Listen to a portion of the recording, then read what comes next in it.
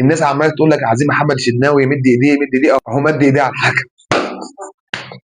دي لقطه محمد الشناوي لما ضرب الحكم. ما ينفعش، حكم عمل وعمل وعمل، ما ينفعش. ولكن بعض الاقاويل بتقول لك ان الحكم قعد يشتم اللعيبه ومد ايديه على لعيبه الاهلي. في بعض الاقاويل، انا ما شفتش الصراحه. فمحمد الشناوي اضطر يعمل كده عشان الحكم كان بيشتم لعيبه الاهلي، او ممكن بيشتم حسين الشحات حاجه زي كده، وبيقول لك مد ايديه.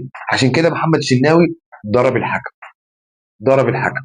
بعض الاقاويل. ولكن انا الحكم عمل كده، شتمني وضربني و انا ما مدش ايديا برضه، ما مدش ايديا برضه. مد ايديك ليه؟ حكم ده عمل كده هيتحاسب وهيتحاكم، هيتحاسب وهيتحاكم. هو الاهلي مش صغير، الاهلي نادي، اكبر نادي في مصر، اكبر نادي في مصر الاهلي، اكبر نادي في افريقيا كمان في مصر. ولكن محمد شناوي انت دخلت نفسك في حوار.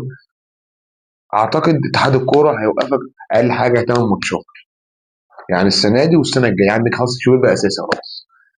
فمحمد الشناوي غلط، غلط. وقبل ما نغلط محمد الشناوي، الحكم برضه غلطان مليون في المية. في ناس بتقول لك لو هو شتم اللعيبة وضرب اللعيبة وكان بيمد ايديه او بيزق اللعيبة حاجة زي كده، فمحمد الشناوي اضطر يعمل كده.